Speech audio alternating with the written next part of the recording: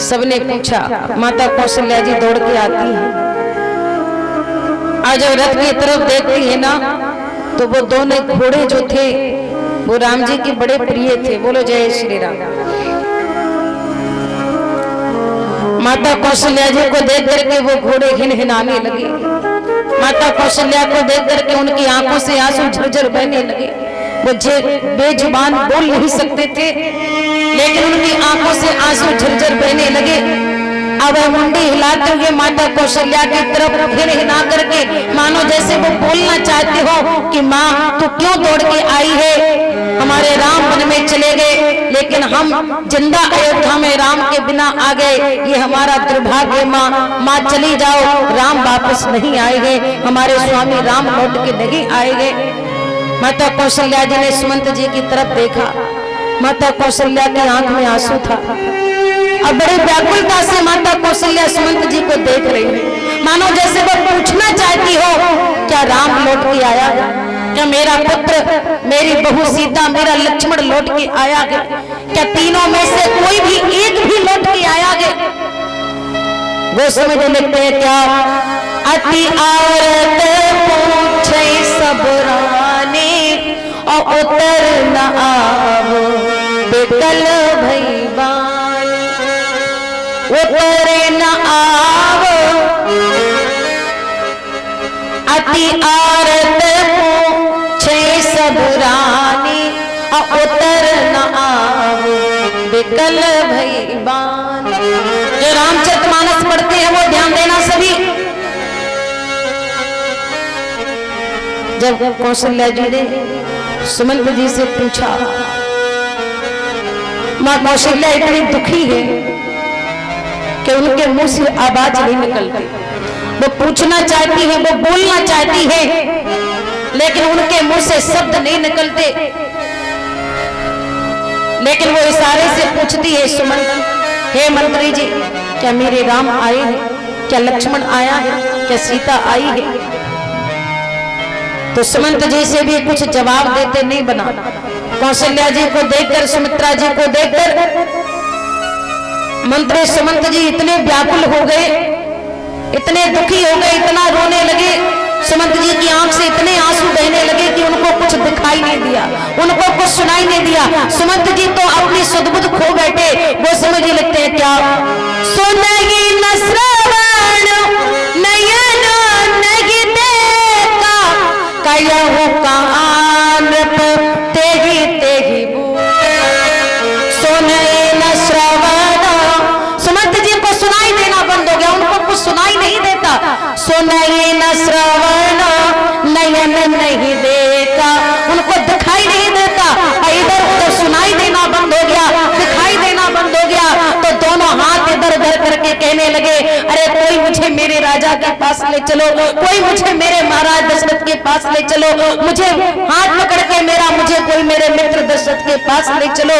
और गोस्वामी जी लिखते हैं क्या दास ने देख सचिव बिल गाई और कौशल्या पही गए नवाई। दासों ने देखा, सैनिकों ने देखा, सेवकों ने देखा कि मंत्री सुमंत को दिखाई नहीं देता, सुनाई नहीं देता, वो चलने की स्थिति में नहीं है, वो चल नहीं पाते। तो दो दासों ने सुमंत जी को पकड़ा और सैनिकों ने पकड़ करके सुमंत जी को माता कौशल्या के महल के अंदर ले जाते हैं, जहां राजा दशरथ जी अपने कक्ष में, कौशल्या माता के कक्ष में लेटे हुए हैं, बीमार पड़े हुए हैं। और जब सुमंत जी ने देखा, आज अयोध्या के महलों में जब प्रवेश किया सुमंत जी ने, तो जिन महलों से शंखनाद होता था, घंटनाद होता था, वेद मंत्रों का उच्चारण होता था, जिस अयोध्या के महलों में चारों तरफ से खुशी आनंद बरसता था, दिखाई देता था, नजर आता था, माताओं आज उसी महल में सुमंत जी को ऐसा लगता है मानो जैसे इस महल में कोई इंसान नहीं, कोई भूत प्रेत निवास करते हो, भूत प्रेतों का डेरा हो, शमशान घाट के समान शांति है।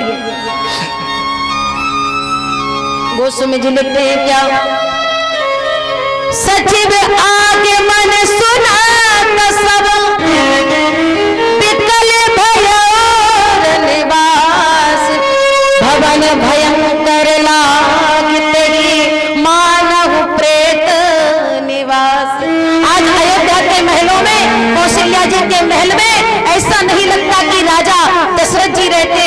कौशल्या जी रहती है, सुमित्रा जी रहती है, जिंदा लोग रहते हैं। आज अयोध्या के महलों में ऐसा लगता है जैसे अयोध्या में कोई जिंदा ना बचा हो। अयोध्या में सारे मरघट के समान, शमशान के समान अयोध्या के महल दिखाई देते हैं। सचिव आगमन सुनात सब विकल भयोर निवास, भवन भयंकर लागते ही मानव प्रेम। माधव जब सुमंत जी गए और सुमंत जी ने राजा दशरथ जी की दशा को देखा तो सुमंत जी गिर पड़े। अपने महाराज के पास जाके सुमंत जी जमीन पर गिर पड़ते हैं, क्योंकि राजा दशरथ जी की दशा देख करके सुमंत जी की स्थिति और बिगड़ गई। सुमंत जी ने देखा कि राजा दशरथ जी तो जमीन पर पड़े हुए हैं और शरीर के जो चक्रवर्ती सम्राट हैं वो धरती पर पड़े हुए हैं। और जिस दिन से 6 दिन हो गया राम जी को वन में, 6 दिन से राजा दशरथ जी ने कुछ खाया नहीं, कुछ पिया नहीं, सोए नहीं और जमीन पर बेसुध पड़े हैं। अंग वस्त्र दूर पड़ा गए, आभूषण टूटे फूटे बिखरे पड़े हुए हैं। वो समझ लेते हैं क्या? आसन सयाना विभूषण हीरा, करे भूमि लिपट बनेरा। आसन सयान विभूषण हीरा, करे भूमि लिपट बनेरा। चाहे सुमन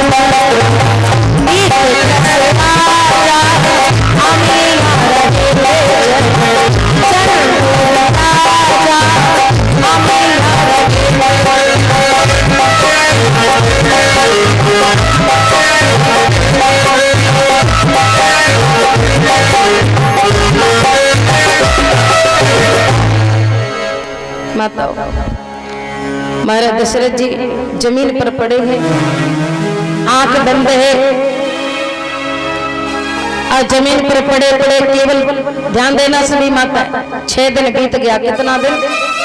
आजकल के लोग कहते हैं कि राम जैसा बेटा नहीं है, राम जैसा बेटा मिलना मुश्किल है। मैं कहती हूँ कि राम जैसा बेटा चाहिए तो पहले दशरथ जैसे पिता का बनो। क्या कोई राजा दशरथ जैसा पिता बन सकता है? अपने बेटे से कोई, पुत्र से कोई इतना प्रेम कर सकता है जितना महाराज दशरथ ने? अच्छा, बड़ा बेटा जो होता है ना वो पिता को अधिक प्यारा होता है। मैं ये नहीं कहती कि छोटा नहीं होता। ध्यान देना सभी, बोलो जय श्री राम। देखिए, छोटा बेटा भी होता है लेकिन बड़ा बेटा माँ पिता को अधिक प्यारा होता है।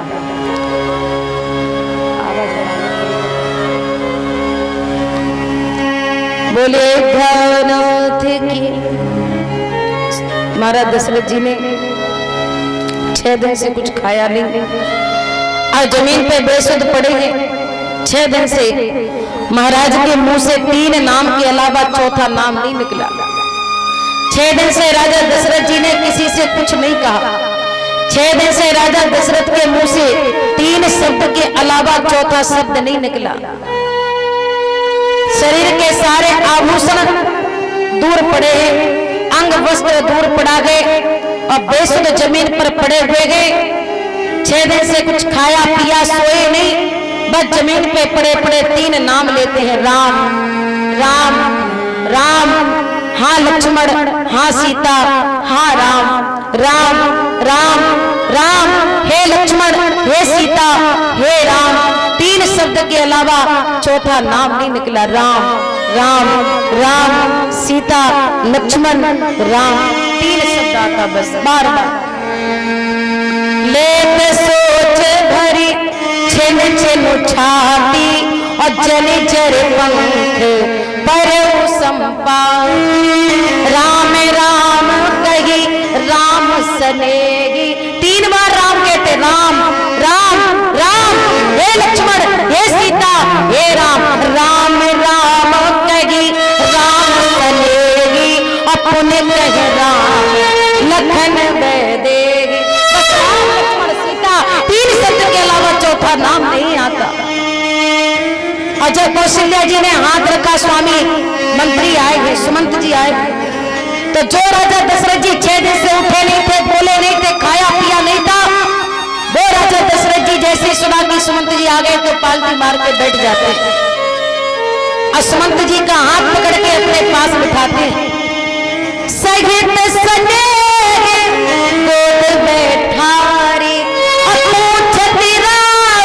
नयन भरी बारी, उनको पास में बिठाया और सुमंत जी की तरफ दशरथ जी रोते रोते, आज चक्रवर्ती सम्राट राजा दशरथ की आंख में आंसू है और रोते रोते कहते हैं, मंत्री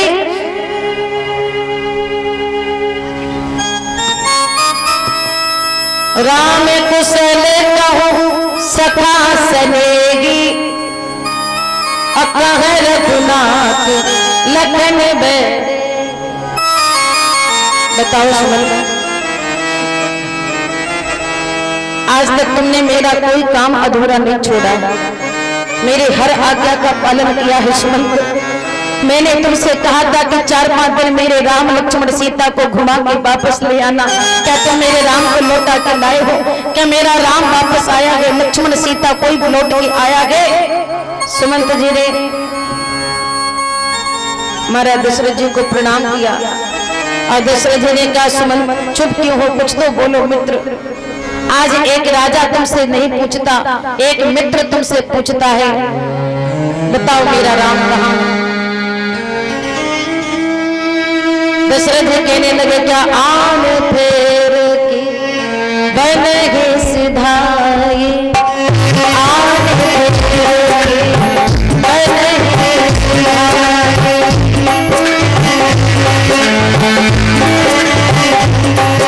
अरे सोना सच लो जन जन जाए,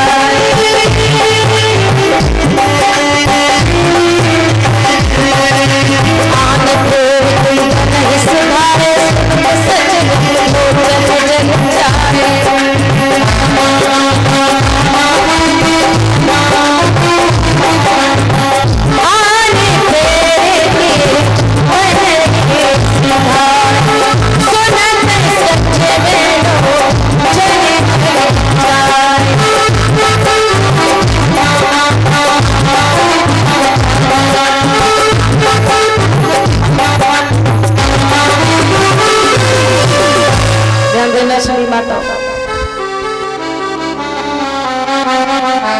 महाराज दशरथ जी ने कहा, सुमंत, हे मंत्री सुमंत, तुम चुप क्यों हो, शांत क्यों हो, बताओ ना, क्या मेरे राम लौट के आए हैं? क्या लक्ष्मण लौट के आया है? अरे यदि मेरे राम लौट के ना आए हो तो एक काम करो सुमंत, अपना रथ लेके आओ, अब मुझे भी रथ में बिठा के उसी जगह छोड़ के आओ जिस जगह पर मेरे बेटे राम को छोड़ के आया। दशरथ जी ने कहा, सखा राम सिए लखन जहां, ऐसा समय बार बार नहीं आएगा, याद रखना।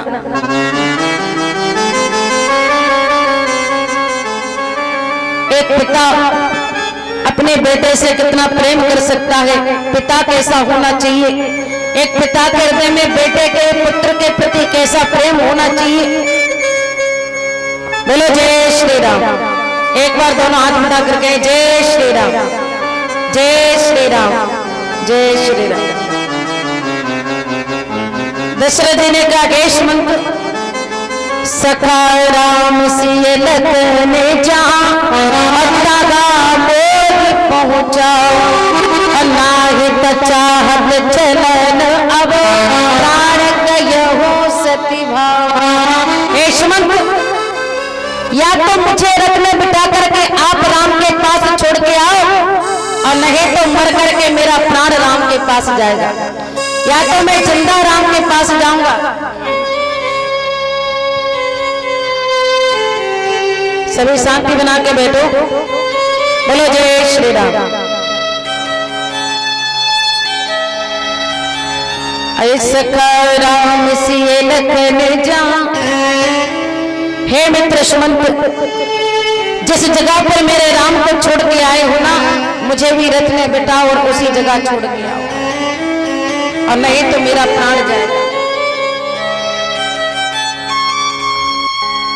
दशरथ जी ने कहा, सुमंत मेरा राम जैसा बेटा, मैंने जब कहा कि मैं तुम्हें अयोध्या का राजा बनाऊंगा तो वो खुश नहीं हुआ, और जब पता चला कि 14 वर्ष वन में जाना है तो दुखी नहीं हुआ।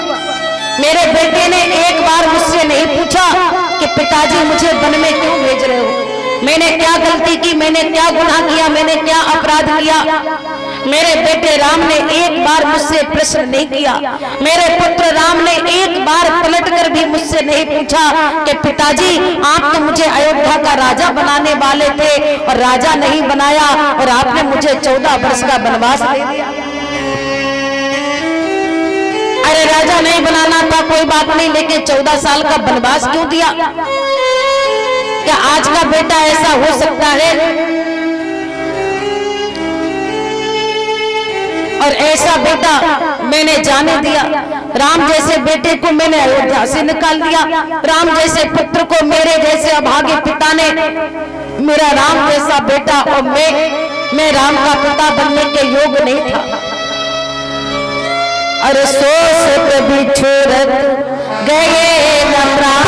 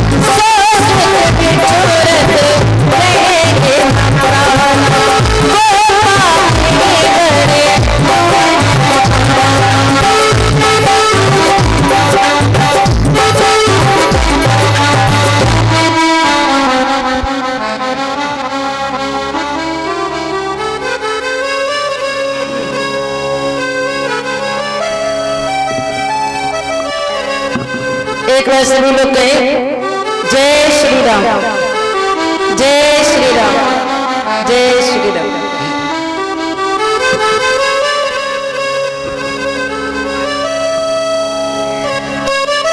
ध्यान देना सभी। मेरे दशरथ जी ने कहा, सुमंत जी सो सुत बिछुरत गए न प्राणा, को पापी बड़ मोही समान।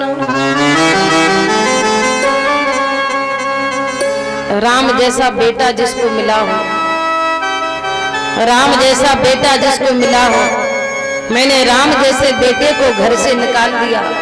मैंने राम जैसे बेटे को, सीता जैसी बहू को,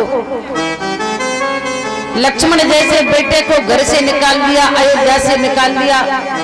अरे सुमंत जी, मुझसे बड़ा अभागा, मुझसे बड़ा पापी संसार में कौन होगा? मुझसे बड़ा दुर्भागी संसार में कौन होगा?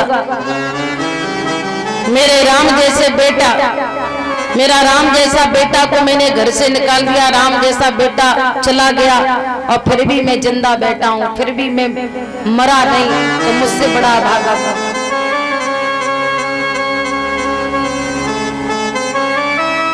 तो सुमंत जी ने देखा कि दशरथ जी की स्थिति ज्यादा बिगड़ गई, तो सुमंत जी ने कहा कि महाराज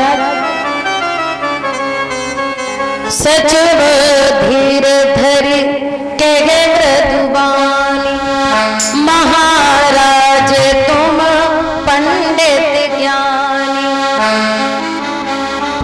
और जीवन मरण सब दुख सुख भोगा, हानि लाभ प्रिय मिलन वियोगा, काल कर्म बस होई गुसाई, बरबस रात दिवस कीना।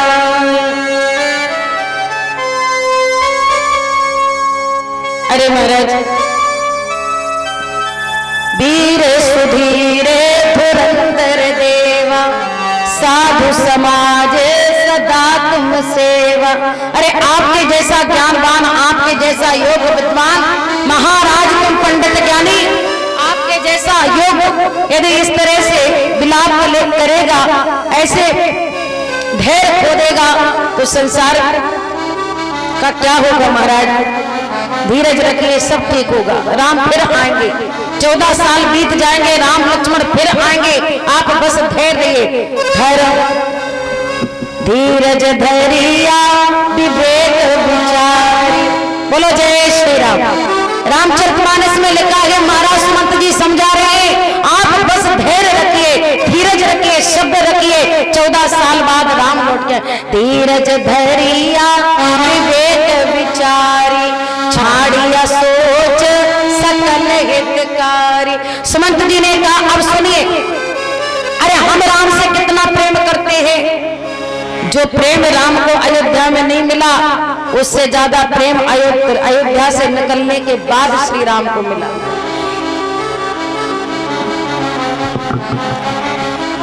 बोले राजा रामचंद्र भगवान की जय। सुमंत जी ने कहा, महाराज हम राम से कितना प्रेम करते हैं, हम राम को कितना चाहते हैं। अरे जितना प्रेम, जितना मान सम्मान श्री राम को अयोध्या में नहीं मिला, उससे अधिक प्रेम श्री राम जी को अयोध्या से निकलने के बाद मिला। जब मैं श्री राम को रथ में बिठा के ले गया तो एक रात तमसा के किनारे रुके। अब देखो सुमंत जी बता रहे हैं दशरथ जी को कि क्या क्या हुआ। प्रथम बास तमसा भयो, दूसर सुर सरि तीर। एक रात तमसा के किनारे बिताई, जहां सबको छोड़ के चले गए, और दूसरी रात गंगा के किनारे श्रृंगेरपुर में बिताई। प्रथम बास तमसा भयो, दूसर सुर सरि तीर। नहाई रहे जलपान करी, सिया समेत दो वीर। और श्रृंगेरपुर में राम जी एक वट वृक्ष के नीचे बैठ गए, अब भीलों से भर के पेड़ का दूध मंगाया, रस मंगाया, और अपने जटाओं से लपेट लिया, और जो है उन्होंने अपने केसों को जटाओं में परिवर्तित कर लिया, जटा बना लिए। प्रात होत बट क्षीर मंगावा, प्रात होत बट जटा मुझे नीचे शीश बनावा,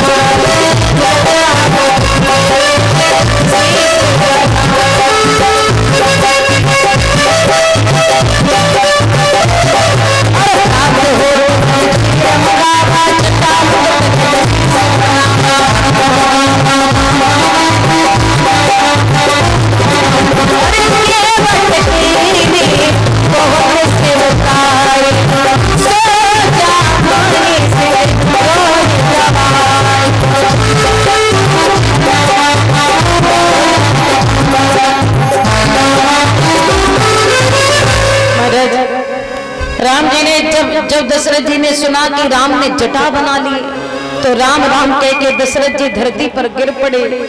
राम राम कह के गिर पड़े। ये क्या किया राम? राम ने जटा धारण कर लिए, लक्ष्मण ने भी जटा धारण कर लिए, और दोनों तपस्वी वस्त्र पहन लिए, बलकल वस्त्र पहन लिए। बोलो जय श्री राम। और राम जी तपस्वी के वेश में श्रृंगेरपुर से नौका में बैठ के केवट में बड़ी सेवा की। केवट कीन बहुत सेवकाई। जो राम जी नौका में बैठ करके जाने लगे, पहले सीता जी को बिठाया, फिर राम जी बैठे, फिर लक्ष्मण बैठे।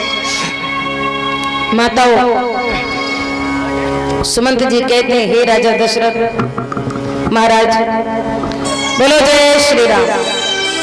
एक बार जरा दोनों हाथ उठा करके जय श्री राम। सुमंत जी ने कहा कि राम जी नौका में बैठ गए, अब बैठने के बाद में फिर से उतर आते हैं और मेरे पैर पकड़ के कहते हैं, आप मेरे लिए मंत्री नहीं है, मेरे काका के समान है, और आपके चरण मेरे पिता के समान है। मैं आपके पैरों को, आपके चरणों को नमन करता हूँ, वंदन करता हूँ, प्रणाम करता हूँ।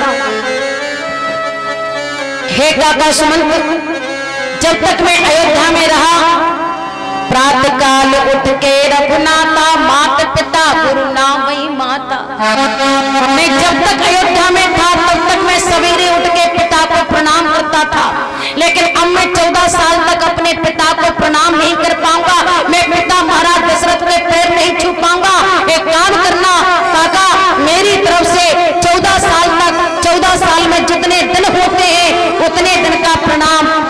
तरफ से मेरे पिता को पहुंचा देना। और श्री राम ने ऐसे होते हैं संस्कार, ऐसे होती है मर्यादा।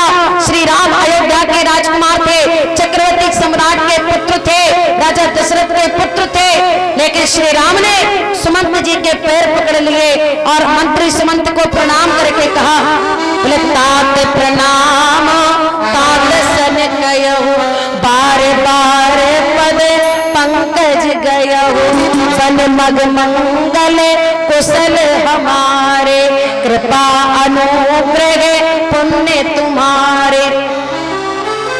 और लक्ष्मण, लेकिन बोले लक्ष्मण ने कुछ कठोर शब्द कहा, लक्ष्मण ने 2-4 कठोर बात कह दी। क्या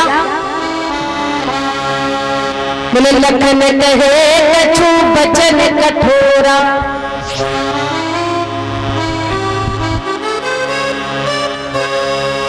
बोले राजा रामचंद्र भगवान की जय।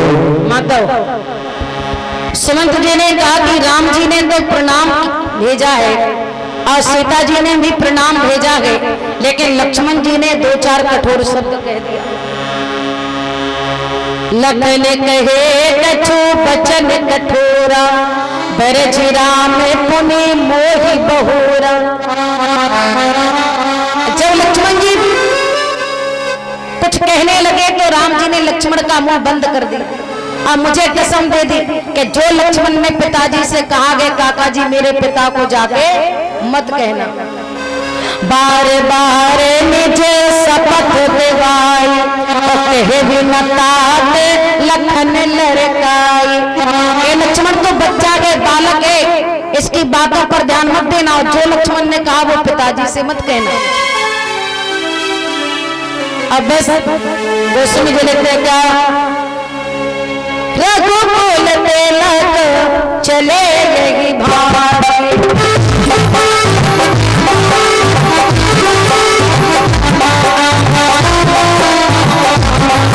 अरे देखो थाने पुलिस भरी छाने,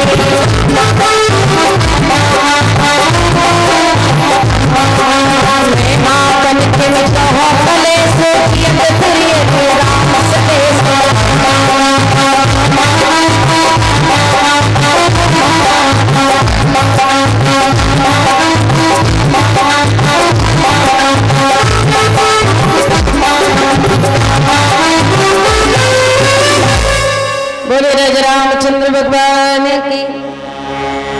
सुमंत जी ने कहा महाराज मैं अपना कष्ट कैसे कहूं, मैं अपना दर्द अपनी पीड़ा कैसे व्यक्त करूं। इसी तरह से राम लक्ष्मण सीता जी चले गए। मैं आपन के में कहो कलेसो और जियत फिरे लिए राम संदेशो। मुझे आप तक संदेश भेजना था इसलिए मैं जिंदा लौट के आ गया, वरना मैं भी राम चले गए तो मेरा भी प्राण चला जाता। और इतने में महाराज दशरथ जी की तबीयत बिगड़ गई।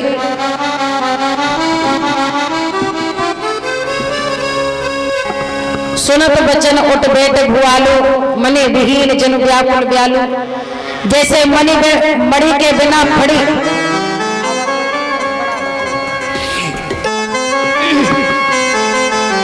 मणि बिन फड़ी की जो दशा होती है ना, एक इच्छाधारी नाग के सिर से मणि चली जाए तो नाग मर जाता है, ऐसे ही महाराज दशरथ के सिर से जैसे राम रूपी मणि चली गई।